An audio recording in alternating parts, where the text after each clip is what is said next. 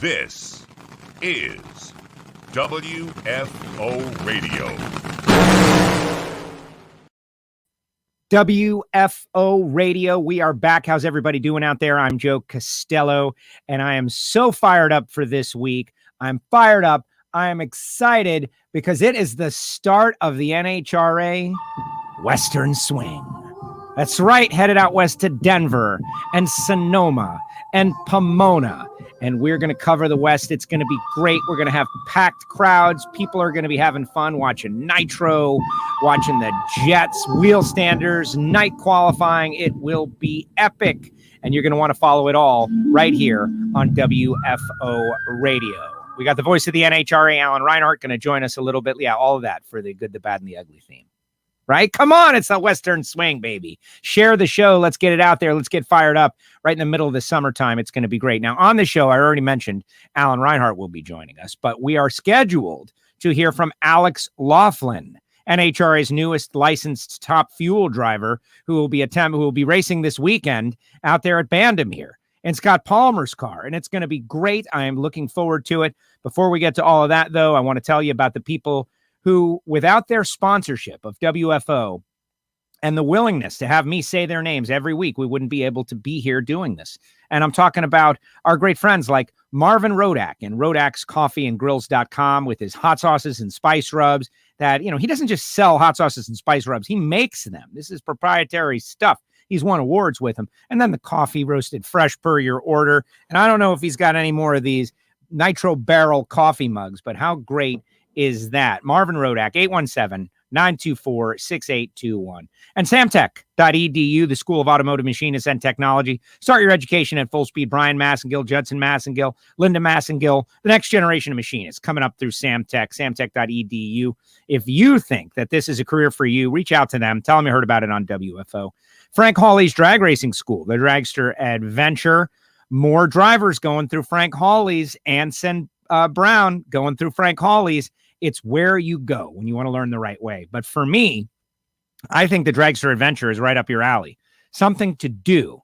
Hang out with Frank. Maybe you don't want to become a licensed super comp racer, but you want to drive a dragster and get that sensation. $399. They travel around the country. It's a great program. You should check it out at frankhawley.com. And then finally, Total Seal Piston Rings, the leader in ring seal technology, did a Hidden Horsepower Live from Ron Shaver Specialties Racing Engines last week with Lake Speed Jr., and we figured out and learned how all the in-and-out fries are cut on their Shaver Specialties Keen Cutter, which is cool, but we also learned a whole lot about piston rings, ring technology, and what goes on in the dyno rooms out there. It's all an exercise and teaching you guys about ring seal and how important it is. Go to TotalSeal.com, and if you're building an engine and you're not using Total Seal, well, I think most of the pro stock field's got that in common. Check them out, TotalSeal.com. A little bummed, though, no pro stock this week. Hey, shout out to Nitro Fish and, of course, our own WFO store. At the end of the show, I'll tell you how to get some free stickers. But time to go out to Arizona. He was at a racetrack this week, and the voice of the NHRA, Alan Reinhart. What's up, AR? How are you? Hey, Joe, I am good. I'm a little disappointed in you. I'm a little surprised. I thought you liked your sponsors. And surprised. Did I skip one? Did I miss one? No, but you didn't wish Frank Hawley a happy birthday. Oh, no, you're right. I'm kind of off that. Happy birthday, Frank. Happy birthday, Frank Hawley. Happy birthday, Mr. Hood. Happy birthday to you. And to make your birthday swell, we give these presents to you. Do you know that one, Alan? I do not. That's an old, our gang thing, right? Like I go way back. Got a lot of old black and white references. But no, I did not see that it was Frank's birthday. I missed that. There's so many birthdays. I missed that one. Happy birthday to Frank. Yep, a couple of days ago, he celebrated, and everybody was congratulating him online and stuff, so I threw in my 2 cents. Anyway, I just had to bust your chops. Congratulations, Frank. Your mic is sounding really good today, Alan. You're sounding really good. Well, I don't think I'm going to be interrupted. I finally figured out how to not get interrupted. Big mistake. You should never have said that. What do you think you've done? What? I'm on my laptop. Oh, my God. This guy, he's a genius. He's on his laptop. Oh, my gosh. You're amazing, Alan. Great work. Hey, yeah, well, high-tech Alan. I got, I'm trying not to do the woe is me thing, but like everything in my life right now is like between my house, and I had a problem with the shop cooler today. I'm like soaking wet. I don't know if you can see it or not, but cannot. And then my shop computer is messed up. So I brought my laptop in this morning because I had some computer stuff I had to do. And then I thought, hey, I'll just use this instead of this. So here we are. Here we are. It's working great. Everybody's saying what's up, shouting out. Now, we're scheduled to hear from Alex Laughlin sometime in about 10 minutes. He is in a internet questionable area, so he might not be able to do the live link. We'll just roll with it. But to me, we're getting ready on this Western Swing. We're going out to Denver, a track that, you told me when I first started, long before I first started working with NHRA, back when we were on XM, like this was the track you used to always pitch. And then when we went there for the first time, the whole tour of the place, just a spectacular facility, a great place. And to be able to go back there and have fans and just enjoy, like, I don't think I could be more excited about this weekend. And then we got cool things happening. Palmer bringing out his car for Alex. We got debuts of Chris King, like good stuff happening at this race. Yeah, there's going to be a lot going on. We got a no-time shootout, 8-car shootout that's going to happen early in the weekend, and that should be fun. A lot of just kind of different things that you don't get to see at every event. And I've always been a big fan of Bandimere Speedway for 3 reasons, and it's been the same 3 reasons since the beginning of time. 1, the facility itself is amazing. As you know, the first time when you pull up on whatever it is, 460, whatever the freeway is, and go, holy smokes, there's the racetrack. It's just spectacular. Yes. And, the Top Eliminator Club is probably the best view in drag racing because where you're sitting, you're literally looking straight down in the headers. And I think it's, sold out. They got a waiting list for 10 years. But the way the pits are laid out, the way everything about the racetrack, I really, really enjoy. And, because of the venue, it's built on the side of a mountain. So, you couldn't do something like that in Vegas. You couldn't do that in Kansas, right? You don't have the mountain to build it on. But that's one thing. The second thing is the family, the Bandimere family, and everybody compares them to the Bader family. And I think that's a very fair comparison. They both look at, they don't have spectators. They don't have customers. They have family members that are coming to visit. They have visitors at their facility that they want to make sure they have a good time. And they go way above and beyond to make sure that happens, that everybody that comes out enjoys themselves and has a good time. And the third one is, it's just hard to win.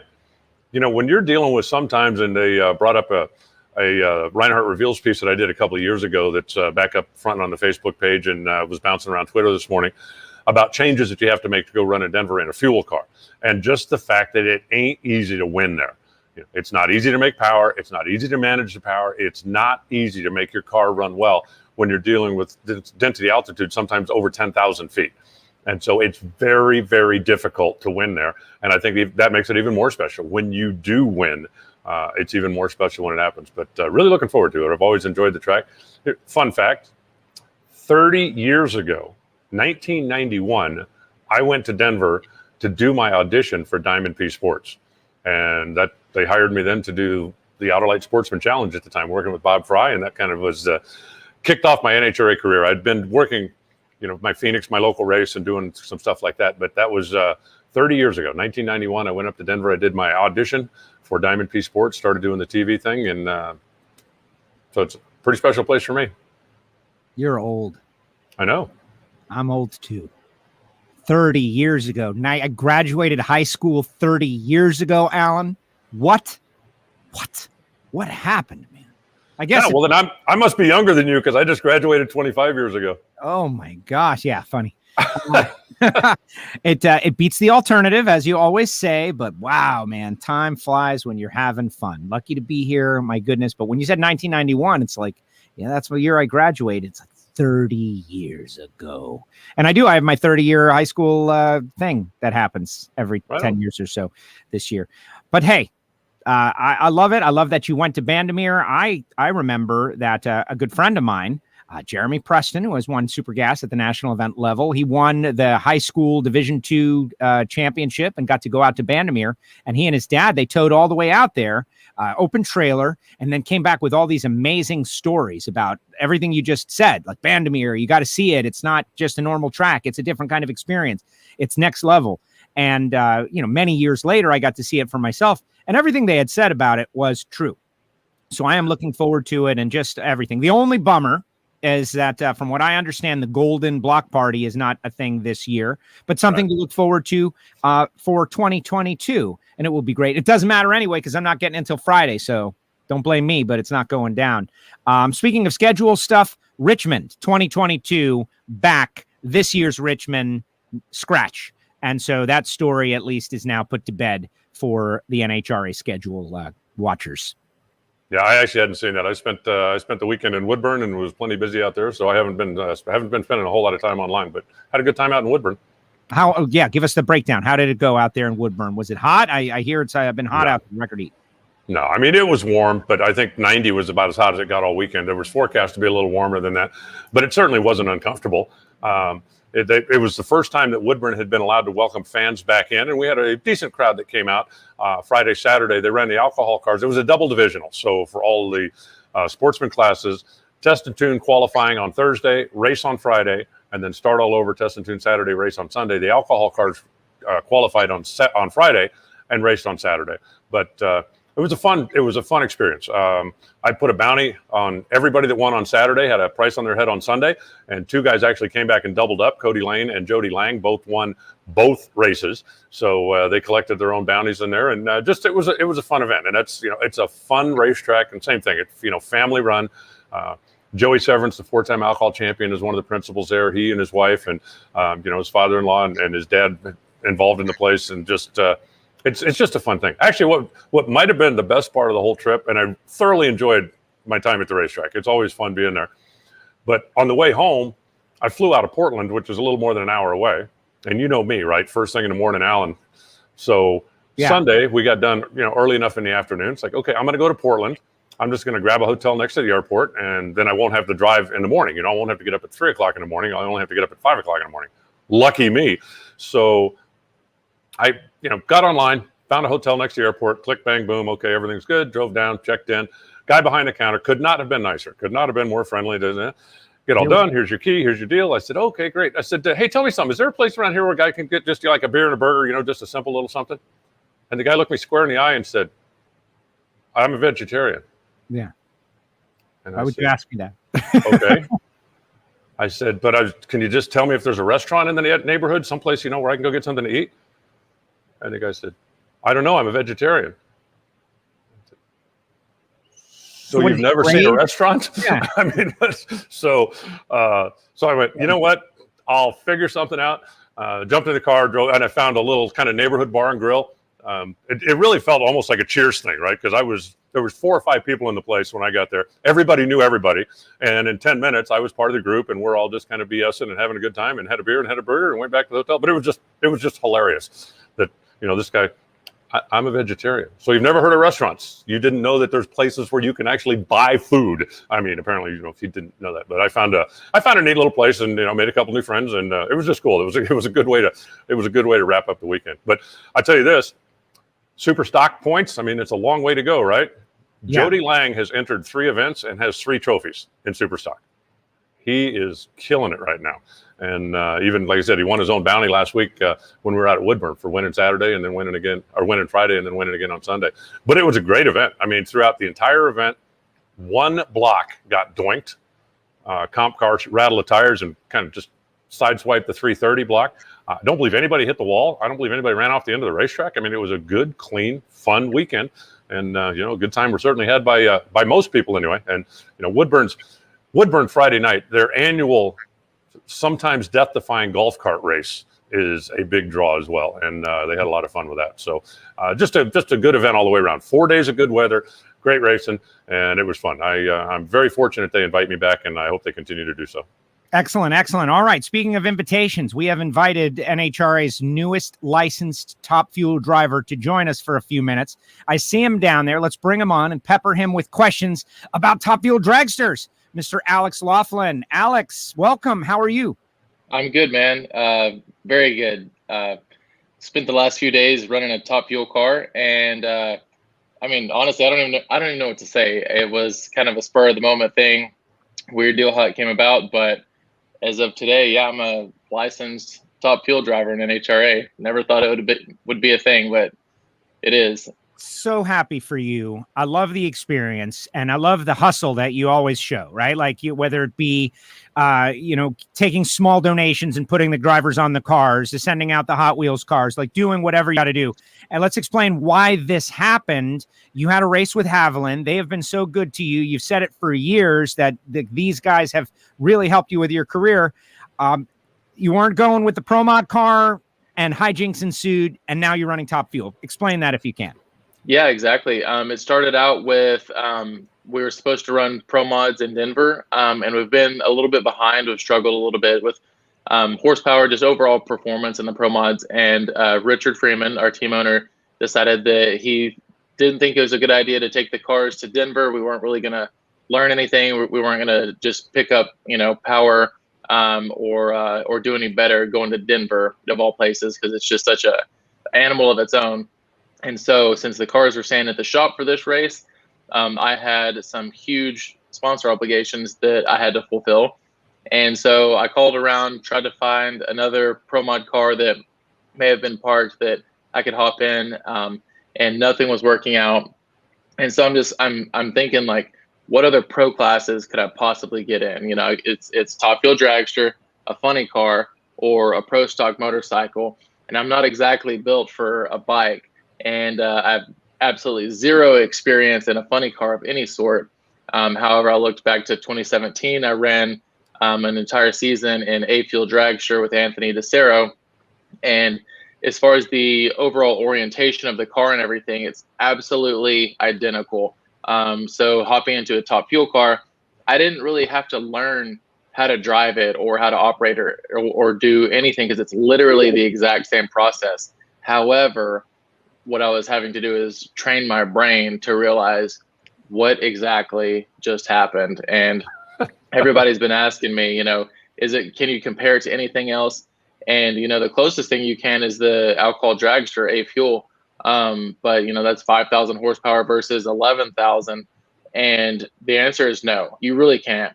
It's like the only thing that I've come up with as far as a good explanation so far is it's like Hulk Hogan, puts his hands on your face when you hit the gas pedal and just shakes your head as hard as possible. You don't almost even know what happened. I don't know if you've ever been hit in the head, with a branch before or something, and you kind of see stars for a second, but that's absolutely the case. And I'll be honest, I've driven everything under the sun, especially in drag racing. And I haven't given these guys and girls enough credit, for sure. This is definitely something that, what do you do next? Go, to outer space? How do you level up from here? That's happening. That's happening these days, but I would choose the Top Fuel experience over the go to space for 4 minutes experience. Alan, jump in with a question for Alex. Alex, how fast did you go in your injected nitro car, your A Fuel car? What was your top speed? Right at 280. And what were you going at the 8th mile in the fuel car? Pretty close to that. Everybody I've talked to that made the transition, was your first run 100 feet, 150 feet, something like that? The first run was about right at 200 feet. Yeah. Okay. And did you kind of go, and then they say, take it to the 8th mile, and you go, oh my God, because the first 60 feet's almost exactly the same, right? Well, they had her tuned up a little too much. Palmer said, he said, man, we don't usually run a 60 foot that fast, even in races. We went 832 to 60 foot. And the fastest I've ever been is probably 932 to 60 foot. So crushing it by a 10th, I was definitely woken up for sure. Where's your comfort level now? A lot more, for sure. It's one of those things that you finally can start, slowing everything down in your mind. Where, a Pro Mod, for example, it runs a quarter mile in less than 6 seconds, but I've done it so many times now, it feels like an eternity. I can tell you within 50 feet on the racetrack of where literally anything happened. I can get out of the car and say, this thing just went 950 to 60 foot, and just be right on it. I'm not there in the nitro car, for sure, but each run that I've made I've been able to slow it down a little bit. And process it one step at a time. But I definitely still have a little ways to go.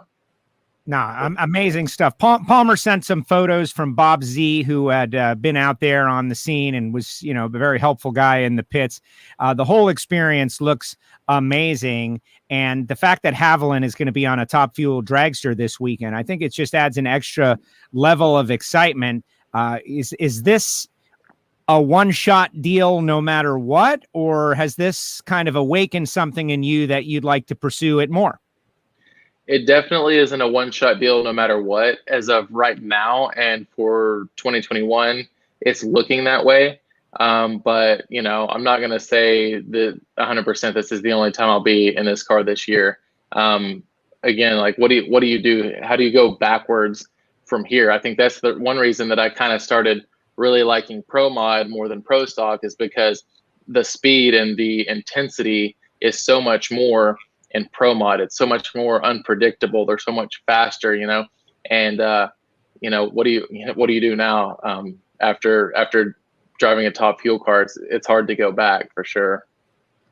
Well, you just have to put a radio or something in your Pro Mod, so you got something to do when you're going down a racetrack. Text people, do whatever, just normal stuff that you do on the freeway. Exactly. Yeah. Yep. Now, or top fuel Harley. Or no, don't do it, Alex. I'm busy that day. Yeah. The guy is good. He'll go to space first. No, the top fuel Harley guys. But what was it like working with Scott? I communicated with him just because he had only let one other person drive his car, and that was Lee Calloway. They had been great friends since childhood, for his whole life. And, he said flat out that working with you was great, that, all kinds of positive superlatives, like a delightful young man, all of that stuff. But for someone to allow you to jump in their top fuel dragster, and Palmer's worked his whole life for this, and that car's a clone of the Capco cars, and he's so proud of it.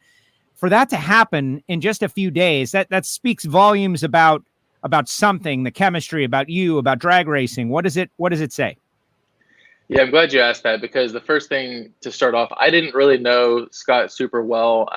We've talked here and there and whatnot, but one thing that I have always heard that follows Palmer's name is just like what a great guy he is, and this is an absolute testament to that. I call him up, tell him my situation. He says he's got two cars. He is going to Denver. Both cars will be there. But he's like kind of kicking it back and forth on if he's going to try to run two cars or if he's even going to let me do it. And the thing is it would have been easiest for him to just say no, just no. I mean, really, why would he say yes? I'm just anybody else that's just in a little pickle out here, and he already had his own entry, his own sponsor commitments and whatnot. And he got on the phone, talked to his sponsor people, asked if he could move this race to another one, and they were cool with it.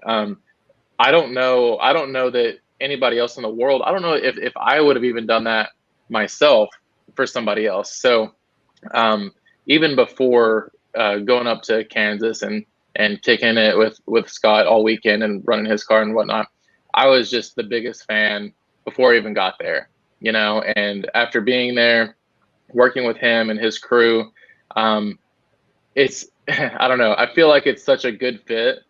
He's such a good guy. All of his guys are awesome. And I don't know, I haven't completely asked him straight up yet if he thinks that this could be a new home for me, but maybe he's watching right now. Maybe he'll, figure it out, but I'm interested for sure. Wow. How great is that? And yes, he is watching right now, or at least a few minutes ago, unless he clicked off right when you came on, which I doubt. I gotta believe that Scott's thinking back about the guys that helped him when he was climbing the ladder, when he was doing stuff, whether it's, needing tune-up advice or whether he, just blew up his last blower, people had helped him to get here. And I think he's trying to pay it forward. I think he's always been that kind of guy. Every conversation I've ever had with him, it's, you go by, when I've gone by and said, hey man, you're running great. And he's like, tell them, right? Those guys helped me. Those guys got me here. Those guys. And I think he's always been so appreciative of everybody that's helped him along. I really believe that he's paying it forward, but that's just the impression I've always gotten from him. He wants to have a good time. He wants to be competitive, and he wants to, certainly show the appreciation for the guys that helped him, and understands that, there's a little obligation that comes with that somewhere down the road, that he's going to get to help somebody else. So it'd be cool if you guys could turn this into, see, all you got to do is win the race. And That's then it. Haviland, Exactly. and then Haviland goes, okay, Sonoma's a good market for us, and you're in Denver, right? You're just going to push the clutch and coast down the hill. You can coast to California as easy as you coast back to Kansas. So go on to Sonoma. Hey, it started Dan Fletcher's career. He won Denver and went, well, why go home? And then he won San Francisco and went, well, why go home? And then and he's been a pro racer for 25 years. So, all you got to do is win Denver. Piece of cake. All right, we'll start there then. Yeah. And he's out there, by the way. Palmer's out there. He goes, "Oh, I'm on here." He's watching. Palmer Right is on. out there. I love it. Yeah, it's good And stuff. when you get bored with the top fuel car, if Scott really likes you, he'll let you drive the Studebaker. And let me just tell you, that ain't going to happen. Well, if the opportunity ever presented itself, I probably wouldn't say no. I don't blame you. I'd love to do a burnout in the thing. I think that's about as far as I want to go, but I'd love to do a burnout in it.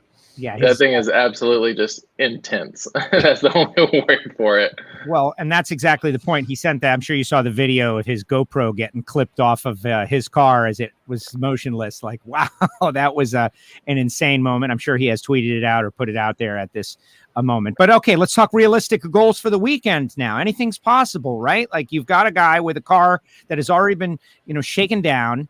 Scott's competitive juices are through the roof. You've had this great rep where when you jump in stuff, you have success. Like you take to new things rapidly. So I think anything's possible.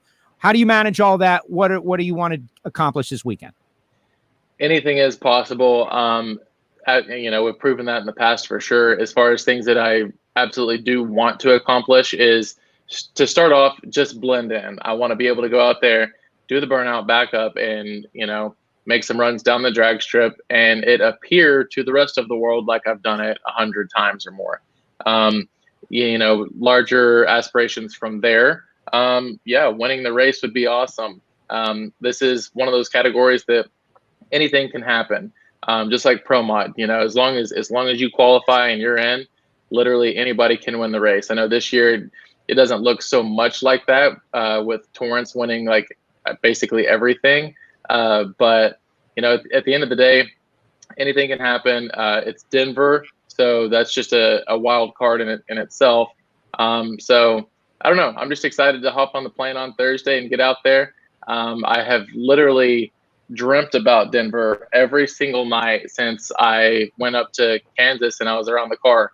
The first night that I went to bed in the hotel room, I had a dream that we won the race. Hopefully I'm not jinxing that.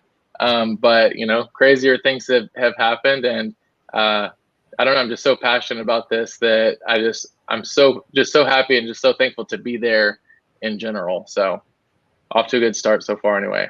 Remember, Josh Hart had that same dream on Tuesday before Gainesville, just so you know. Yeah, exactly. A reoccurring dream. We got some people out there. Marvin Rodak is out there. He says he wants you to run at the Motorplex, right? Now that you've got things going on, they got their big stampede of speed. We're going to be talking about that tomorrow with Andy Carter and Alexis DeJoria on WFO, by the way, everybody.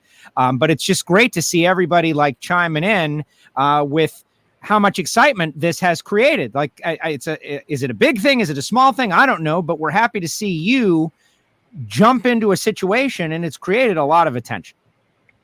It really has. I don't know if everybody over the last several years has just been like really respectful of the fact that my heart has been in door cars, but as soon as I hopped into this dragster, all of that is absolutely out the window. It's just like, what have you been doing, wasting your time?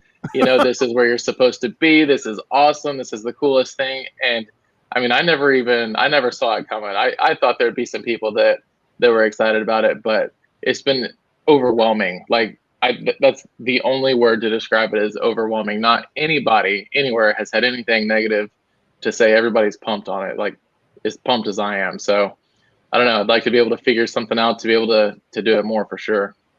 Well, and I think that's the whole thing, the kings of the sport. At the end of the day, we can say, and I'm nothing against door slammers. I love pro stock. Like, that's still where the juices get flowing when pro stock comes around the corner, because that's just what I've always loved. And I like it for the reasons that I like it. But Top Fuel is Top Fuel. It just is Top Fuel. It's the thing.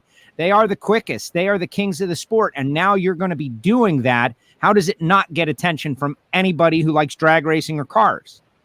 Exactly. And I mean, you can't blame me too, because I chase adrenaline. It's just like, it's like anything else. You do it once, you get hooked, and you just want to keep doing it more and more and going faster and faster. And, I posted a video a while back of an in-car camera that I had on the steering column in the Pro Mod, where you could actually see through my visor. And I usually don't have a visor that you can see my eyes. And from the time I let it off the button to pulling the parachutes, going 250 miles an hour in a door car, my facial expression never changed at all. It looks exactly like it does now. I had a similar video from the Top Fuel car, and I don't know if it was from the G-forces or if that was actually my facial expression, but my eyebrows were touching my hairline for sure. So it's like I said, what do you do from here? I don't know, but I definitely want to do it more. That's for sure.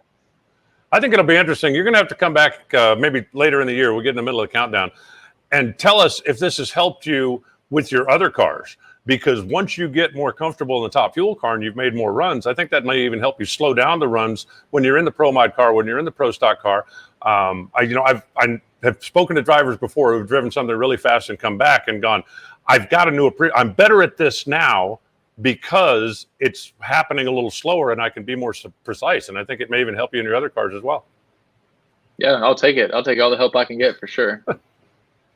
That is great. Craig Garland wants to know your thoughts on the long tree on the first pass you made. So yeah, you're in there. It's your first run in a Top Fuel dragster, all this stuff, borrowed equipment, and then you get a long tree. Nice. Not even long. It was eternal. The auto start was on, and so I lit my top bulb, pumped the brakes up, fuel on, clutch out, rolled in and lit the bottom bulb, and I sat there. First off, I'm thinking, whatever you do, don't just hit the gas, because my muscle memory, my brain is trained to, as soon as the bottom bulb lights, we put those cars, the door cars, on the 2-step. So it's gas on the second that bottom bulb's on. But this car, I have to sit there at an idle, my right foot's just quivering. It's like, this just isn't right. I really, really want to hit the gas. And the tree, it's not coming down. And so I'm thinking, maybe the guy dropped the controller. It's going to happen any second. And I'm sitting there just holding it back.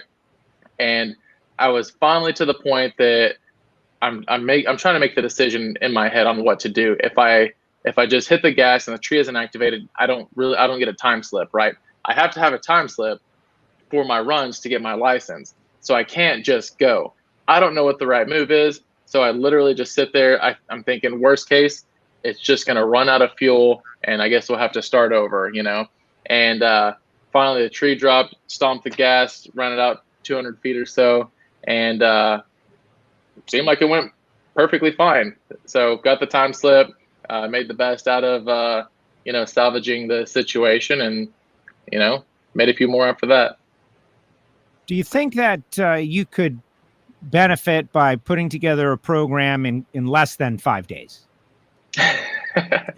What's funny is my Pro Stock story is exactly the same thing. It was just about 2 weeks before Sonoma. It was the week before Denver also. Same time of year. This is back in 2015. And it was when I first had my deal with Haviland and Gas Monkey both. And they said, we want you in Sonoma in Pro Stock. And I didn't have a car. I didn't have an engine program. I had nothing. I had a truck and trailer.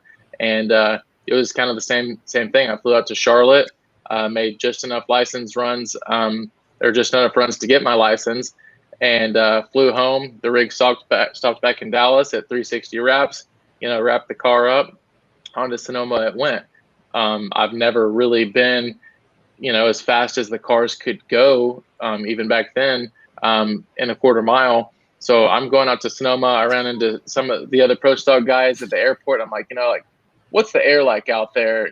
How do the cars run? They're like, it's about as fast as they can go anywhere. I'm like, cool, awesome. I haven't been even close to that, but I guess I'm just going to figure it out. Got, national television, the stands are packed, the power of Gas Monkey social media, the pressure was on. I couldn't eat or sleep leading into it. But this deal, I'm excited. The only problem I had with sleeping was just thinking about how cool everything was. I haven't really been nervous, I guess, at any point. So I don't know. I guess the Pro Stock experience in the beginning is kind of preempted me to make it through this situation better. I'm trying to picture the guys at 360 wraps. Hey, yeah, it's Alex Laughlin. Order pizza. We're going to be here for a while. All right. I mean, No doubt. those guys have been pretty good to you, haven't they? Because I mean, if you didn't unwrap the cars, they wouldn't fit in the trailer anymore by now. They'd be like this much too wide. Look like a giant basketball or something. Yeah. You could probably string them all together at this point and make it to the moon. Yes. Good partner to have, though, isn't it? Absolutely. Those guys rock for sure. Check this out. I just got a photograph sent to me behind the scenes. These guys are watching the show from the lounge. This is live happening now. Palmer, they're watching WFO on the phone. There it is, a tiny right there. But like, to bring it all together, right? They're watching us. We're watching them watching us. That's cool. Very cool. Watching them. Hey, guys. Thank you for everything. It's the best. It's the best. Alex, thank you so much for joining us on WFO Radio. Really appreciate this. Such short notice, but just an added element for the folks that are going out there. We didn't get to go to this race last year and the Western Swing in general. To be able to do it and go see these fans who are so important to drag racing with this new fresh story. I hope you do real well for Haviland. Alan, you got a final question for him? Because I think it's great and I'm just super excited. Nah, I just want to wish you luck. I'll swing by and see you on probably Thursday or Friday. And I hope you guys have a good time. I'm sure you will hanging out with Palmer. It's hard to have a bad time when you're hanging out with Palmer. I can agree with that for sure. Great job. Alex, thank you so much. Appreciate you. And we'll see you in a couple of days. All right. Thank you, guys. There he goes. Alex Laughlin with us here on WFO Radio. How about that, Alan? That's pretty cool that it all came together. And now, like you said, like he said, anything is possible. You stage up a nitro car, and the way the ladder is going to be this weekend, assuming everyone shows up that said they're going to show up, anything can happen. Well, and as he said also, it's Denver, and there are people that seem to run better at Denver, have less troubles with Denver, but Denver is a little bit of a wild card for everybody, and so I think that levels the playing field a bit. The car, I don't want to say the cars are going to be slower because Torrance went 333 miles an hour or 330 miles an hour when they were there a couple of years ago. But it does slow things down a little bit. And that's part of the reason I think so many people like to debut in Denver, because it lets them ease into it a little more. But it's, the racetrack, the weather, the altitude are all wild cards in the equation. And I think that just opens up the playing field even more. Monica says he's got Top Fuel fever. And that kind of, I don't know, that sounds like a great name for a car. I'm sure there have been in the past, right? But Top Fuel fever, man, he's got it. He's got the fever. These days, ain't no way I'm telling anybody I got a fever. They'll make me go home and quarantine for a month. That's funny. That's a good joke, Alan. He's got one all the time. All right, I want to mention someone else, though. Chris King making his debut, since we're talking about debuts this weekend. And I think that's pretty cool. This guy is a firefighter, and he's going to be driving a Toyota out there. And I'm excited. Like, we've got new, fresh personalities. And I feel like this is exactly what we need in the time that we're in. If you've ever had the dream and the want and the desire, now is the time to get in, and people are doing it. Yeah, it's definitely, there are rides that are available out there. There are things that can be done if you just want to do a 1 or 2 race thing. If you want to scratch something off your bucket list, there are avenues out there that make it possible. And, there's a lot of people that have dreamed about doing stuff like this for a while. And, you get to the point that, okay, I'm not saying now or never, but this is a good time. And who knows, 3 or 4 years from now, it might not be so inviting. When you're looking at so many races right now where we have 16 cars or maybe 15 cars show up in some occasions that you're going to qualify, you're going to race, this is a good time to come out and get involved. It's just more difficult. We've had times when there'd be 25 cars at every event, and you come out and you want to try this, you're the new guy, you just kind of go in knowing, okay, I'm probably going to be 4 or 5 races before I ever qualify. For all the success that Alan Johnson has had in Top Fuel, there's a whole lot of people that forget that the first 4 races he went to, he didn't qualify. Times were just so different back then. But for now, there are good cars that are available. There's good help that's available. It's possible to go out and, basically like what Alex did, you can get somebody, make a call, say, hey, I'd like to do this. Can you help me out? And put together a deal where you'll be in good equipment. You'll be in competitive equipment. You don't have to, it's nitro, so anything can happen. But you're going to be in a good car that's well taken care of, well tuned, and that the opportunity is there if somebody wants to dive in. So dive in. That's it. Dive in. And, looking at the arc of the story of Bandimere as we were at Norwalk and we had these unbelievable car counts. Now we're getting ready to go out on the Western Swing, and the car counts are a little less depending on the category. Pro Stock not scheduled to be there at Denver. But I can't help but think of the fans, right? Like, I know there's a math. There's a formula, right? Like how much does it cost versus how much can I make versus, and there's all these different parts as an algorithm ultimately.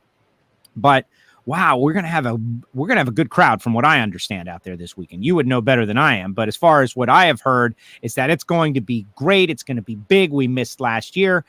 There are going to be some people that aren't going to be there. Someone referencing, pro mod. I think there were 12 pro mods on the entry list, but it's not about who's not coming, right? It's about who's actually coming. Stevie Fast is going to be there. Like, this is going to be a great event, and I just want to reward those fans for coming back to us and coming back to this track and this facility, right? This track, who have done everything that they can possibly do to put on a big race for the fans. Like, we got to reward those people. And it's great they're going to have a couple of great storylines like this.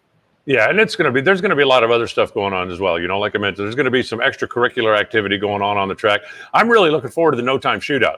When the outlaw cars come and they get a chance to race with us. And I just think it's funny, there's so many people out there that figure that, some of these little groups, some of these are so anti-NHRA. But every time somebody's been invited, they're very enthusiastic about coming out, whether it's the Mountain Motor Pro Stock guys, whether it's the teams down in Texas that were coming down and doing things. They're very, very enthusiastic. Hey, look. I got interrupted by my phone. There it is. At least it didn't turn me off. Hey, everybody's got to pay me. All right. I said it was going to happen. Everybody pays. That's $5 from each of you. Go to Patreon right now.com. Oh, I could have muted it and that wouldn't have happened. But I just think, people are coming out to put on a show. Fans are coming out to see a show, and we are going to give them a show. And I'm always going to focus more on the people that are there, the people that came out, and the people that are actually doing it. I certainly understand that, there are some teams that only plan, whether it's a 3-race season or a 10-race season or a 15-race season, that don't plan to go to every race. I get it. I know there are some teams that have sponsorship for X number of races, and maybe Denver's not an important market for whatever their business is. So they decide to I completely get it. But the important thing to do is to focus on the cars and the drivers and the people that are there putting on a show. And I promise you, they are going to put on a show. All right, let's move on. There was a bit on NHRA.com recently with Guido, Dean Antonelli, and John Medlin, new chassis for caps.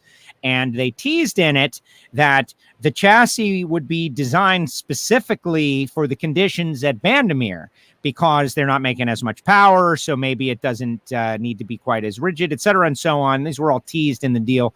What do you make out of that? Like, I found that to be very intriguing that they're doing something specifically for this race. I'm going to wait and ask me on Monday or ask me next week. We'll see what it actually does. Now, the cars do make a little less power at Denver, even though they compensate in a lot of different ways to try to make up for the thin air. But the fact of the matter is there just isn't as much oxygen in the air. You can't make quite as much power. So if they've decided to build a car that maybe is a little more flexible or maybe that will help them get down the track better, then good. Let's see if it works. There you go. Hey, I want to remind everybody while we still got a lot of live audience from Alex Laughlin checking in, we're going to be back later on today. It's a 2 for Tuesday on WFO, 4 p.m. Eastern time. Bobby Lagana going to be pinch hitting for Steve Torrance. Alan, Steve wins so much that now we're like Bobby is going to come on and do the winner view. And so it's going to be great. And then tomorrow at 1 o'clock, we got Alexis DeJoria and Andy Carter going to be talking about the stampede of speed out there at Texas Motorplex. So we got Alex Laughlin, we got Reinhart, we got Bobby, we got Alexis, we got Andy. Like, that is a pretty strong and compressed week of WFO radio. If there's a question for Bobby Lagana that I should ask him, what would it be? How surprised was he when I walked into his shop last week? They are plenty busy back there. They actually, when I walked in, they were working on a funny car, and I went, okay. And he said, no, he's a customer. He said, we had a guy down in Australia that called. He said, we're putting the thing together new. But, those guys are just doing what they've been doing. They're having a good time. And that's a big part of why they are being so successful, because they're having fun. Everybody's in sync. All the stuff is doing what it should do. So, no, I think, for Bobby and the team, it's just business as usual. Let's get everything loaded up. Let's get ready to go, and let's go out and make it happen. There were also, when I was there last week, there were a couple of teams that were out at Indy that were testing. Trying to get some new stuff sorted out, or maybe just get their old stuff going where it's supposed to be, so they can, so they'll be ready to go for the Western Swing. We talk about it all the time. This is, I don't know if I'd say the most grueling, but because it's the trucks leave and don't come back for 3 weeks, and that doesn't happen very often. Even when we're racing back east, if we're going from Charlotte to Bristol, okay, you can run home if you need to. If we're going from Charlotte to Atlanta, okay, that's 200 miles. You're not going home, but there's no place else that you go 3 places, with Denver being the wild card, because everything in Denver is different. You got different pistons in Denver, maybe different blowers in Denver, different fuel pump in Denver, different. So you've got to be completely stacked up for that. And then you've also got to have all the stuff that you need for the other 2 races. So it's, it's a difficult time. I'm glad that the Western Swing is back to 3 races. I hate that we're not going to Seattle, but Pomona running nighttime qualifying under the lights should be a lot of fun. So I'm looking forward to that. Oh, yes. The qualifying under the lights at Pomona, we'll have plenty of time to talk about it, but this is exactly what people have been asking for. We've got these amazing cars. They belch out 10 feet of flames over the roof, and we only get to see it a couple of times a year in the extremely dry Southern California air.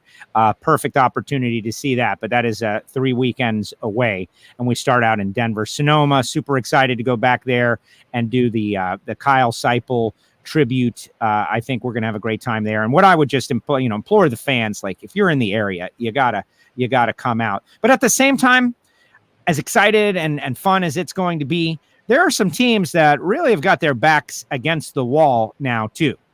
Are they going to compete for a championship? Are they going to compete for a race win? If you haven't shown something over this 3 race span, I don't think you're a championship contender. Well, now certainly is the time to step up if you haven't done it. But remember, we still have 6 races before we make the cut to the countdown, because we're going to Topeka, and then we're going to Brainerd, and then we're going to Indy after we make this. So, there's still time. It's not like, oh my God, if we don't perform in Denver, forget it. But I think you need to start certainly moving in the right direction. You need to start showing some signs if you're a team that's been struggling, or a team that's been having some issues. If you want to really believe that you're going to contend for a championship, you got 6 races until the countdown starts. So you ain't out of time yet, but it's time to start moving. Exactly. Any final thoughts, anything that's on your mind that we didn't happen to discuss just yet? I know you're getting ready to head out.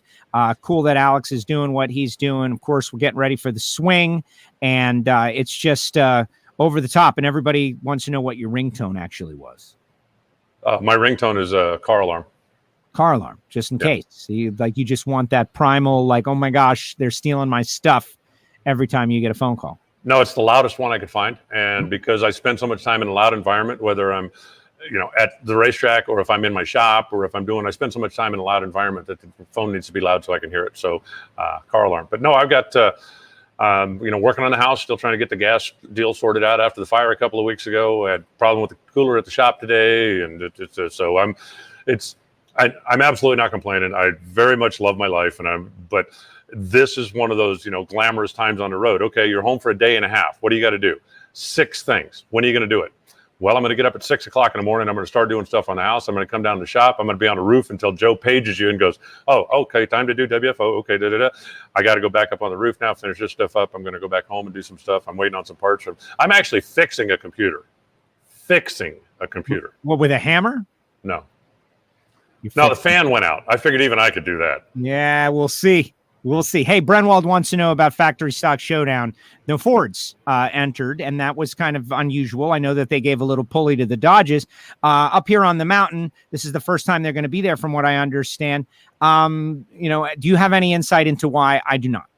I don't. I hadn't heard anything. And actually, I believe it was he sent me an email and asked me the same question. And I went, looked at NHRA Racer and looked at their various stuff. And I thought, okay, yeah, the Fords have been fast, but so have the Chevrolets, and the whole thing is, if Ray Barton runs that, then the rest of the Chevrolet guys can't claim it's not possible.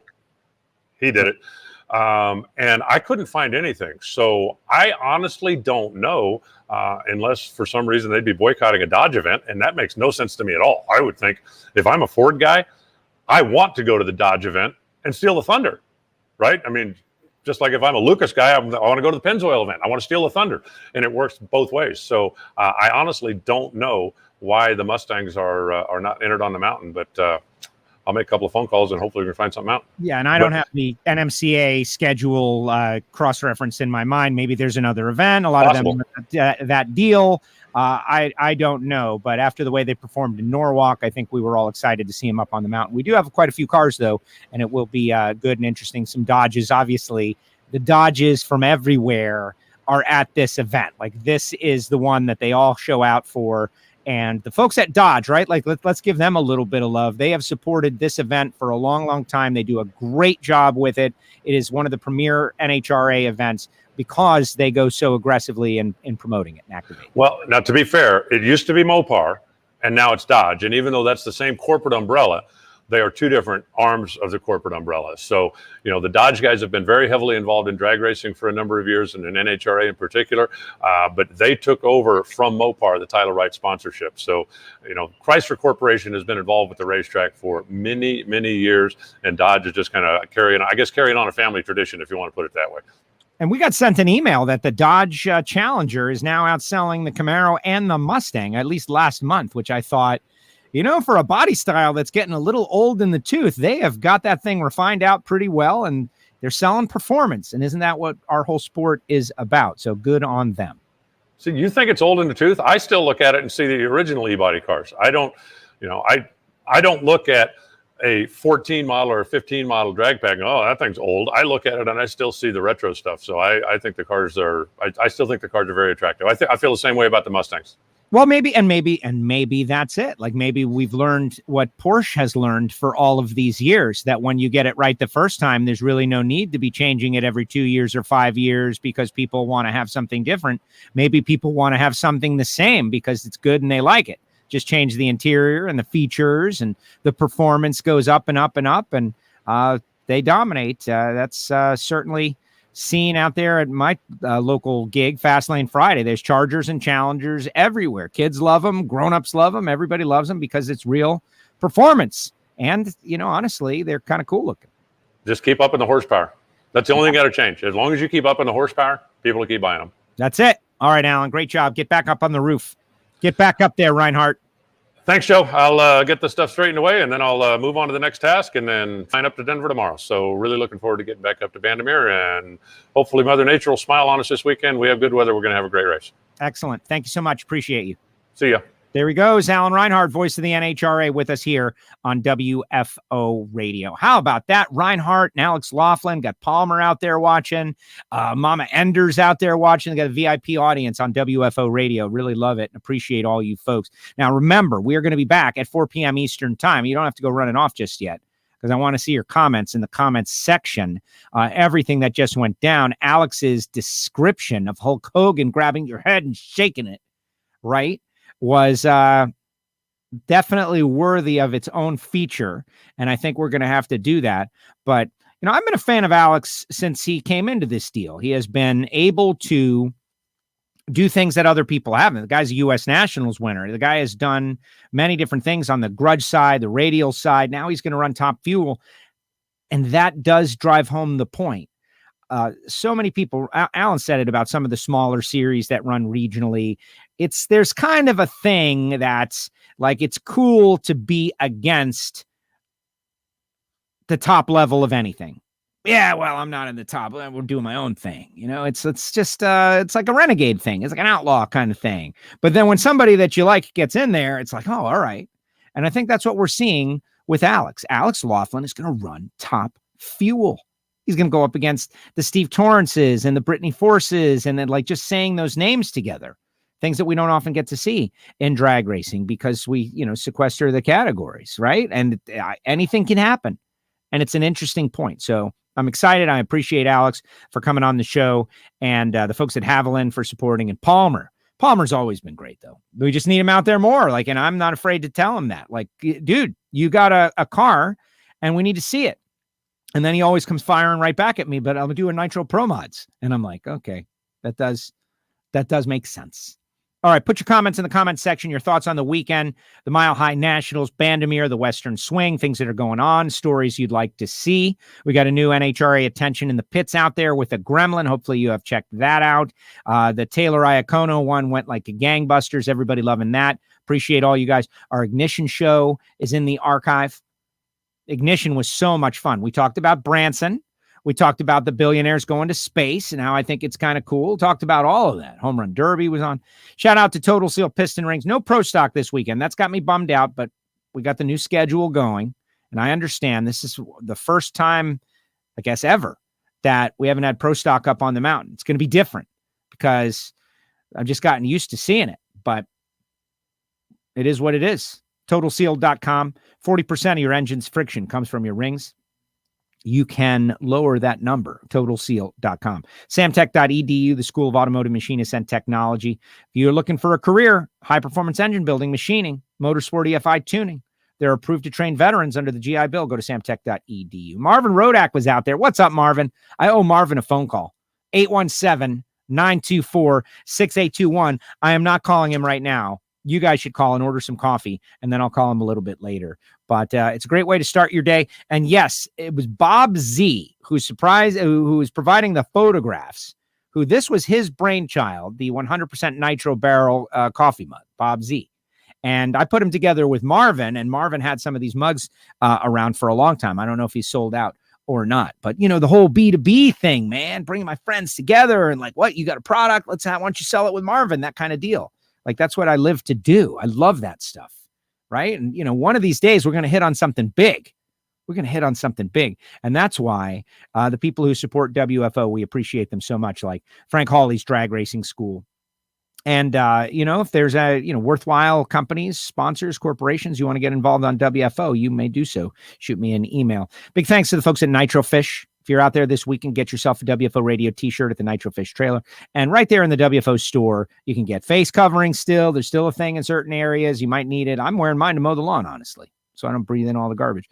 But definitely check out WFOradio.com. A couple other things. I was on a few other shows this past weekend. Last Friday, I was on the show called On the Spot with Dave Rogers. And I was the guest, asked me all about NHRA drag racing. They're big fans. They're bracket racers. They had me on as a guest. It was great. And then last night I was on the Racers News Network. Jerron Settles, the Flying Airbrush, was the lead interviewer. And Pete Sanka and some other, an outlaw radial racer, and Pete Sanka, .90 racer. And we talked bracket racing, and we talked about my own drag racing and announcing. We had a good time. So those are up on Facebook, and I shared a couple of them. So definitely check that out. Good stuff. We also did our shows for the Patreons, our Patreon-only special, patreon.com/WFO radio. I need new art for that, Steve. Like, this is just not selling the tale, man. It's not telling the tale that we need everybody part of the VIP listener club. Let's redesign this, I think. Everybody agree, right? This needs a new redesign and get some more Patreons on there. I certainly think so. We'll do it. But again, later on today, Bobby Lagana. Bobby is going to be on at 4 p.m. Eastern time, and we're going to speak with, one of the Capco boys. All right, let's see what everyone's got to say before we bounce on out of here. The Western Swing. The Western Swing. Scott says, enjoyed the SRX race, Joe. Thanks for doing a show about it. Yeah, Ernie Francis last week, Thursday. Ernie is a South Florida young man who's been racing for a long time, even though he's only 23 years old. He's a 7-time Trans Am Series champion. And when he won SRX, I got the call to have him on the show. And Ernie was great. You know, the numbers weren't through the roof because we've got a drag racing crowd, but there's a lot of connections, actually. And he's got a 9-second Corvette streetcar. So he appreciates drag racing as well. So check out Ernie Francis in the archive. Kepner last week was unbelievable. If you haven't seen the Brett Kepner interview, and Matt Smith, also great. But Alexis DeJoria tomorrow, Bobby Lagana later today, and we're just picking them up and putting them down. I do have a request in for Marco Andretti. We'll be off on Thursday unless I can get Marco. We'll see how aggressive the SRX people are for getting their winners out. But I'm definitely loving the format. I'm enjoying it. It's, racing in big names, and it's lighthearted. I like it. Monica, great show today. Loved hearing from Alex. Yeah, Alex was good. He had he got me nervous about his internet not really working very well. So I got very nervous about it. But it happened. That's what matters. Awesome show today. Alex Laughlin interview was great. Thank you, Jay. Really appreciate you, bud. Be watching it for today. Says Blake, thank you so much. No prep driver goes nitro racing. Well, exactly. The thing about Alex is that he has raced anywhere. He is not siloed in any series for any reason. And maybe he'll be siloed from now on if this Top Fuel thing takes off. And if you're out there from Haviland watching right now, seize this opportunity. Haviland, you have got a fresh young face who is an excellent driver, who adapts to everything he has done, and he is a well-loved person. And the only issue is that, where is the brightest spotlight in drag racing? And he is now there. If I was the people at Haviland, I would be trying to figure out how to get him out there for the rest of the season as best as is possible and keep this deal going, because it's what people want to see. And you got to give people what they want to see. And so that's my opinion. And I think, how could he not have everybody behind him? Somebody also mentioned a little bit earlier, and I just want to amplify it, that Stevie Fast has always wanted to go nitro racing as well. And I'd like to see it as well. Like, the time for somewhere down the road, we'll do it eventually. Like, that's all over with, guys. Like, it should all be about now, like getting things done now. Look at me with my own racing program. I'm getting things done now. Alex's crowdfunding last year in St. Louis was a great idea. Maybe we'll try to do another with Top Fuel. Great show, says Jeff. Thank you. I agree. A little, crowdfunding. I like it. That's what our Patreon is. It's crowdfunding the show. But to run Top Fuel on a weekly basis, you need a big crowd. Big crowd. Fun show today, gang. Thanks, Jim. Appreciate you. No pro stock this weekend. Stinks. It's right, Blake. No, I agree. I'm a fan of pro stock. I just, Richard Shute has been posting from Auto Imagery, has been posting these great shots from back in the day pro stock. And I love them. I've been studying them, but I've been looking and thinking. And someone posted, they've killed pro stock, but they haven't, guys. Like, get that out of your head. That's not what has happened. They haven't killed pro stock. The Chevrolet engine architecture has proven to be the DRCE that Warren Johnson does. It's just superior, just like the Hemi is superior for nitro. That's it. That's it. And so you had to adapt. But back then you had full chassis cars. Now you got full chassis cars. Back then you had the majority F bodies, Camaros and Firebirds. Let's face it, the overwhelming majority. And now you still do. You had some Thunderbirds in these photographs that I'm checking out. The Roy Hill had a Tempo, interesting stuff, but it was predominantly Camaros and Firebirds. And when Pontiac disappeared and Oldsmobile disappeared and those things went away because of various reasons, like, what are you going to do? You're going to walk away from it? No, man, the racing has never been better. People got chances to win. The racing is close. It takes a lot. You got to be perfect. I love pro stock. It's just misunderstood. It's just misunderstood. And you got faces and people like Brett Kepner's support, like a commentary, great Ignition show. Thank you. It was, we had a great time. Put a stopwatch on ourselves and it really amped up the intensity. Right. And I saw Black Widow. We did a movie review. It was great. Here's Mama Enders. Good show today, Joe. Always enjoyable. Great way to keep us informed. But that's the thing, is that Brett Kepner talked about Erica in the show that he was on last week, and just about how she has done so many great things, and she runs pro stock. Maybe our sport's biggest star, Erica Enders. It's a very competitive argument. I can see that when Erica comes on WFO, she brings the biggest numbers of anything, at least that I've seen. So there you go. Love that coffee mug. Call Marvin Barrichello. Will WFO be on between the next 3 races, says Mike. Yeah, my intention is to be on. I cannot guarantee we'll have all the winners, guys. I can't. Getting back late Mondays. Tuesday, we'll get Reinhart. We'll force him to do his thing. Maybe we'll have a winner on with me and Reinhart. We're trying to work it out. Something on Wednesday, Thursday. We're going to try our best. So watch us, share the show, and then review it afterwards. Like, how well did we do? And if Steve Torrance wins all of them, then, I don't know what to say. Sweeping the swing. Who's going to do that? Jerron, going to try out the Twitter machine at Denver, trial run, Joe's idea, LOL. Well, good job, Jerron. Yes, adopt my ideas, and thank you for the credit. And because you've given me the credit, we'll amplify your stuff on WFO radio. Flying Airbrush, Jerron Settles is going to do we're talking about .90 racing and how nobody understands it. And as much as the announcer can explain it, by the time the explanation comes, that part's over. You want to hear a racer. This is what the conditions are. This is what I think I'm going to run. This is what I'm going to try to do and go out there. And Duran is going to send that out prior to his run. And now that I'm telling everybody he's got to do it, right? Like even if he's got to do it. But don't worry, Duran.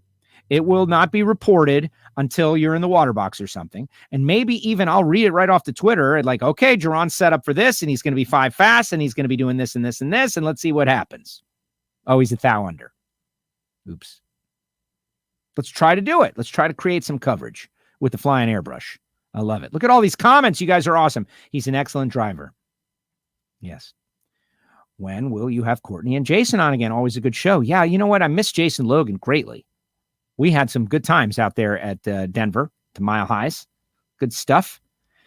We're not fully back. Like, that's the thing. The whole NHRA experience is not fully back just yet. And if you missed the news, Richmond will be back in 2022.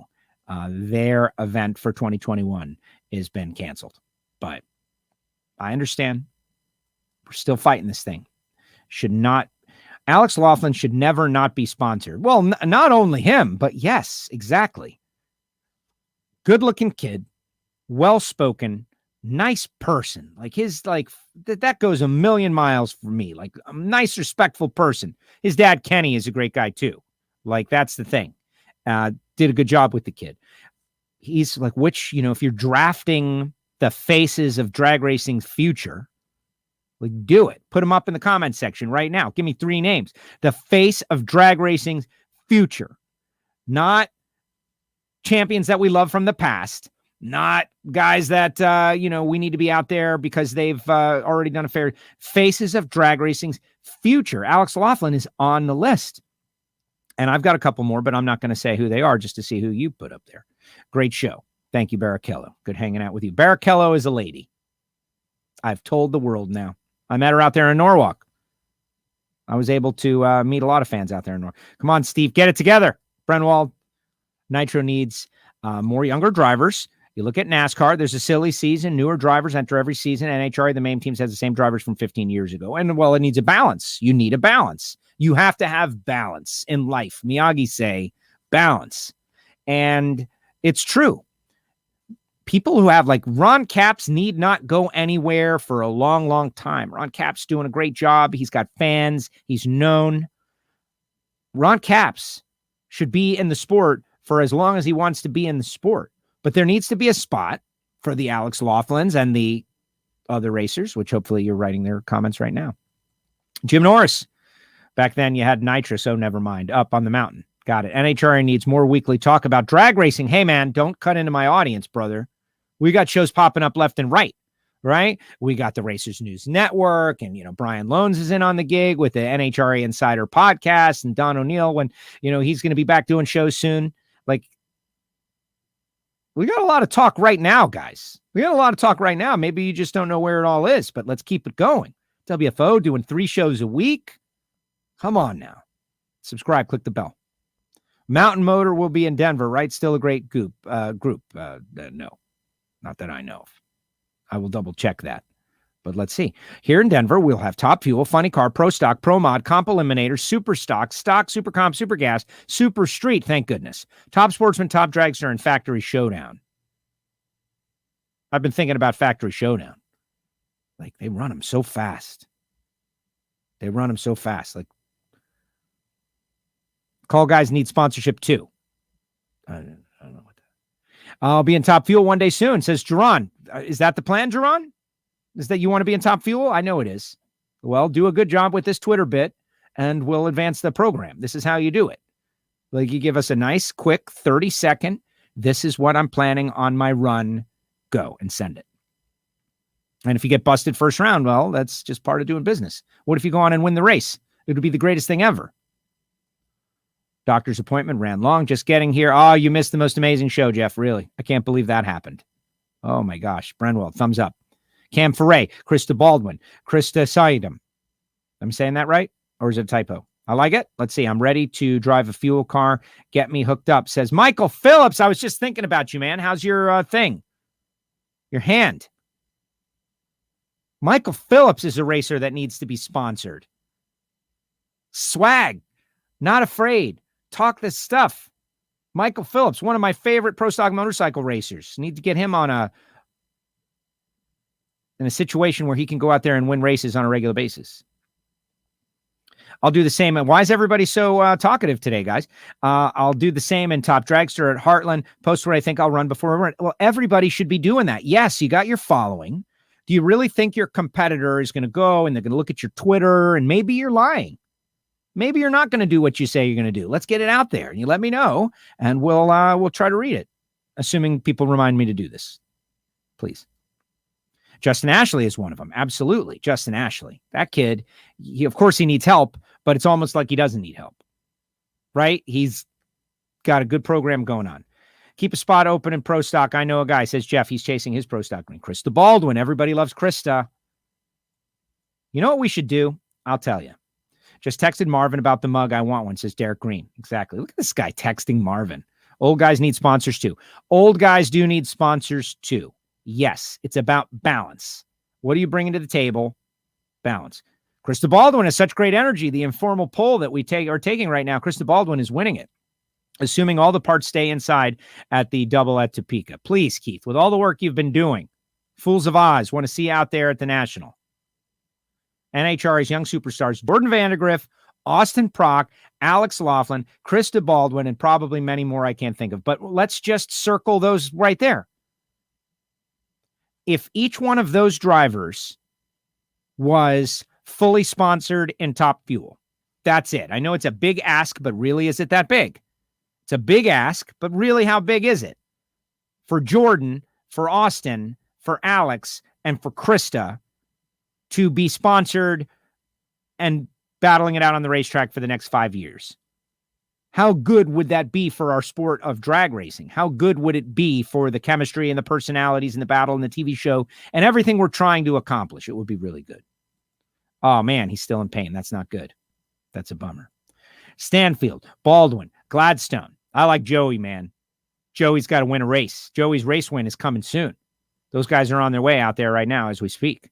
And Aaron Stanfield already got a win. And Krista, we'll talk with Bobby Lagana about Krista coming up at 4:00, which, by the way, I got to go soon because we got to get ready for Bobby Lagana. We're going to be back soon, Justin Ashley, Michael Phillips. No, Michael, you deserve it, man. You've been an intense character all this time, and you deserve it. Like, there's a guy, Michael Phillips, you know, he's got everything but the money. And that's what's a bummer about drag racing, is that, you know, no offense, not everybody that's got the money has got everything else. My dad loved driving. He loved it. He loved it. We had a car. But when I got old enough to drive, he gave me the seat. He gave me the seat for our combined experience so that I could grow and develop as a person, as a driver. We won 3 track championships at 3 different tracks together. And it has developed to this. Did he like driving any less? No, he missed it. But he did what he thought was right for our family. And, you know, this is what it is. Like, I gotta say, like, at some point, you got to yield to the next generation. You got to. It's what's good for the whole thing. And just assume a new role. Assume a new role as a mentor. And I want to see people do that. Now, Michael Phillips, by the way, he's old, but he's a real intense guy. So, and, you know, what's best for this thing that we're doing? What's going to create more opportunities? Okay, going bracket racing. Is the NHRA putting any emphasis on the sportsman categories to try to bring people into the professional ranks? Any focus on top dragster or top sportsman versus the alcohol ranks? Ooh, that is a very interesting question. My answer is yes. We have this great magazine called NHRA National Dragster, which is read by, you know, more than 60,000 some odd people, which is all about that kind of stuff. I do my best. I know Alan and Brian and everybody that touches a microphone up there absolutely love these categories. I don't know how many top dragster racers, other than Geron necessarily, are trying to climb their way up into the fuel ranks. A lot of people like to go straight to the fuel ranks. The alcohol ranks also, but a better job could always be done. We could always be doing a better job. And that's just not just us. like sharing stories with us. I'm on the Twitter. So is Reinhart. So is Brian. Like teams with thrash stories or interesting storylines, they have to get to us as much as we're searching the social media always and hoping that a story comes down the pike. We all need to work together better. We can always improve. Jerron, Mike has the best looking bike in the NHRA. I'm a little biased. Yeah, because he painted it. Because on one side, it's Aruba in the daytime, and on the other side, it's Aruba in the night. And it's very pretty. We got to get him a little more horsepower and get him all mended up and get Michael Phillips out there talking some trash with Matt Smith and Eddie. Like, that's what we need. I'm a fan of Michael Phillips. What can you say? Ever since he came on my XM satellite radio show and said, sometimes you got to take your whooping. You just got to take your whooping. And I thought, that's good advice. Sometimes you got to take your whooping. And he was the one giving the whooping. What's the best fan experience while at Bandimere? Well, I love the block party, but that's not happening this year. So you got to book your tickets for 2022. Alan's right about the Top Eliminator Club. If you watch NHRA social media, I am going to try very hard to prioritize a bit from the Top Eliminator Club so you can see exactly the view. And it's just, you can't just see it. You have to experience the moment. Watching from the finish line stripe down there, because the pits are above the track. But everything, really everything. In Colorado, there's so many great things in Colorado. Yeah, Proc, new faces list. Yeah, he's still new. He's got one win. Chuck, Josh Hart. There's a guy who's getting it done. Josh Hart. His personality. He needs more seat time, right? You need seat time in the seat of the race car, and you need more interviews. You need to relax. Like, you don't want to say something wrong. You want, what can I say? How can I say it? That kind of stuff. Josh is coming out of his shell a little bit. The more he races, he's going to be great. As long as he holds on to Ron Douglas, man, watch out for him. Love that kid. I might be 55, but I'll drive Pro Stock. Watch me. Jeff, you do it, man. We'll be there. Would love to see Austin out there racing again. Of course. Proc Baldwin, Alex Stanfield, Aaron Stanfield, Iceman. Old guy potential sponsors. Fiber One, Geritol, Colon Blow. That's not a real one. But yeah, where are the old guy sponsors? Like, where are the sponsors for, young stuff and old stuff? And we got to work harder. Then again, people are ready to spend $250,000 to go up into space. I don't know, man. I'd rather support a Top Fuel team and go out there and be on a winning team. All the new blood is great. It's what the sport needs. It's what everything needs. You have to refresh. It's sad, but things become stale. You need to refresh whatever it is. Who told me that? Garlitz. Like, that's why he said the things need to be shortened to 1,000 foot years ago. It's like the second you go 340, someone's going to say, when can you go 350? The second you go 350, someone's going to say, when you can go 360. The day we've got guys jumping out of airplanes and soaring down into the cars, the first time you see it, you'll be amazed. But the 50th time you see it, you'll be like, what's next? You need new people, faces, personalities, sponsors. You need that. And we have it. That's what's happening right now. NHRA needs a driver development program similar to Formula 2 and Formula is to Formula 1. We have that already. We have had that prior to all of them having that. We are the first to have that. We have the best driver development program in all of motorsports. It's called Summit ET Racing and Lucas Oil Series Racing and Lucas Oil Alcohol Dragster and Funny Car. We have it. What we don't have is a sponsor search program. That's what we need to encourage people to spend their money in the sport behind these great and talented young drivers. We've got more drivers than we know what to do with. We don't have race cars and race teams and sponsors willing to pay for them to chase their dreams. I don't think we need to develop any more drivers. I think we've got plenty of drivers that need opportunity to drive. We need a car development program.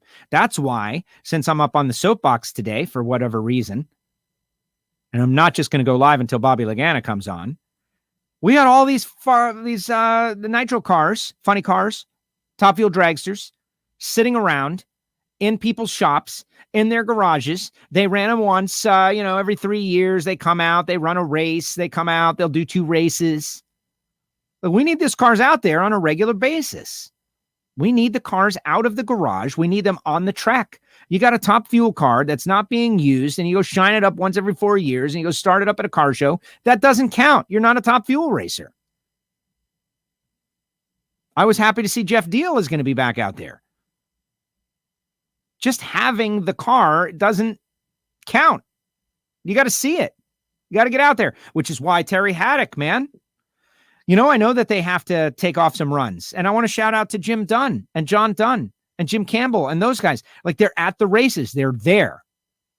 They're running their equipment. They're part of the show. You need that. We need more cars. We don't need more drivers. We've got plenty of drivers. Good show today. Alex segment was great. Yes, he was. Thank you, Jim. What happened to Mike Berry? Pro Stock Motorcycle. Mike was out there for a while, didn't he? I don't know. There was a news story. I do not recall it. But how many of those champions get into the pro categories? Almost every F2 champion has got to get into Formula One, because Formula One is the highest level of motorsport and is a corporate competition. And so if you are talented, you will get a ride. If you are talented, you will get a ride. You're one of 20 some odd people on the planet who can do what you do. In drag racing, if you are talented, there is no guarantee you're going to get a ride. Is that good? Is it bad? You know, the person who has the resources to do it, they have the ride. They want to do it because it's fun, not because their $500 million a year corporate investment needs to be supported with victory. Is that a good thing or is it a bad thing? I think a lot of people would argue that that's actually a very bad thing. But you can bet that a super talented young driver is going to ultimately get a ride if he proves that he's head and shoulders above the rest. In drag racing, Austin Prock is that guy.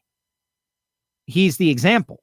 Will he get a ride? Will someone lose their job so that Austin can take their job because he is more talented? Like, that's dirty stuff. I mean, it's not dirty. It's just sad and unfortunate. But in drag racing, overall talent doesn't win out in every opportunity. Sometimes it does. It's like, who owns the stuff? Who's paying for the stuff? Who's got the money to make it happen? And also that might hold us back a little bit because the sponsor wants to win. Well, do we have the most talented driver? No, we don't have the most talented driver. We got the driver that has got some resources. You know, that's tough. And it's not all throughout Formula One either. I'm sure some of those guys at the back of the grid, like Nikita Mazepin at Haas, no offense, Nikita, but he's bringing money. And Haas is like, yeah, we'll take the money. They got Mick Schumacher and they got Mazepin. And there's probably a more talented driver out there that could have that seat. But then they don't have the money and they need to get on the track and it's very expensive. So maybe I was thinking about the big three, the top teams in Formula One. But that's the challenge. That's big time motorsports, man. That's across the board. An 8 out of 10 driver with money beats a 10 out of 10 driver without. Just the way it is. Viagra could sponsor Greg Anderson. Don't take shots at Greg Anderson. 1,000 things that I want to say. I'm not saying any of them. If I'm old, maybe AARP will sponsor me. Yeah, exactly. Speaking of crowdsourcing. Is anyone talking to AARP? Is anyone talking to them? Where's the marketing team? Have they talked? Has someone gotten a hard no from AARP? Like, yeah, man, I talked to AARP. They said no. They don't want to sponsor a race, or they don't want to sponsor a car, or they don't want to, like, I don't know the answer to that question. I have not approached AARP, but I'd be willing to take the discount even a little early, although I'm not there yet. I've been asking about all the dormant pro stock cars. Get them out. Exactly. There's a thing going on, though, Jeff. There's a lot of people that they make excuses. They don't want to go. They don't have the energy. They got the car. Well, NHRA is the reason that I've got an investment of $200,000 sitting getting old and dormant in my garage. I don't want to be a part of it because, yeah, right. Look at Alex Laughlin. How exciting. What an amazing moment that is. You don't want to be a part of that. Right. There's a lot. You don't know what people's motives are. And by the way, where is Fat Boy Alan? Let him know that I asked about him. I assume you mean Reinhart? And what happened to Johnny Gray's cars? Just sitting? No, they were purchased. They were purchased. You know where. Come on, that was like an old story. All right, let me get out of here before any other comments come up. What a great show, guys. Thank you for all the feedback. I like doing that stuff. Commentary. Look at me. Guest on other people's shows. Jerron and the Racers News Network had me on as a guest. They asked my questions and opinions and all that stuff. That was great. A couple others out there on the spot. You can find that one on the Facebook. That was audio only, though. I was on the phone line. But they asked good questions. Oh, yeah, I have opinions. That's why you listen to the Ignition Show. I don't know. I'll light somebody up. It's not here. Thanks to everyone. Remember, Patreon, crowdfunding WFO. Put that one together. Crowdfunding WFO. You get on there. It's a monthly. You get special benefits. You're part of the VIP listener club. You get to watch the Ignition record session. You can put information into my ear. You can get to be a part of the advisory board. All of that. Good stuff. I like Greg. I like Greg, too. Notice we didn't mention that, right? Well, because he's not racing this weekend. That's still the story in Pro Stock. See you on the mountain. Yeah, I'm going to be there. If you're going to be there, definitely shout out. Say what's up. I want to interact. And you, Kev, sent me this picture at Santa Pod of a fire burnout, and he wanted me to show Alan. I'll show him next week, you, Kev. One of our Patreons, by the way. But yeah, slingshot fire burnout. I can't believe they let that happen. Like, that's insane. I remember being a kid asking for fire burnouts all the time. Good luck to Chris King this weekend. Can't wait to meet that guy. Alex Laughlin. Thanks to Bob Z for the photos. Excellent stuff. And remember, coming up, 4 o'clock Eastern time, I'm back. That's right. I don't know why I've gone on so long for an hour and a half, because I'm going to be back again at 4 o'clock.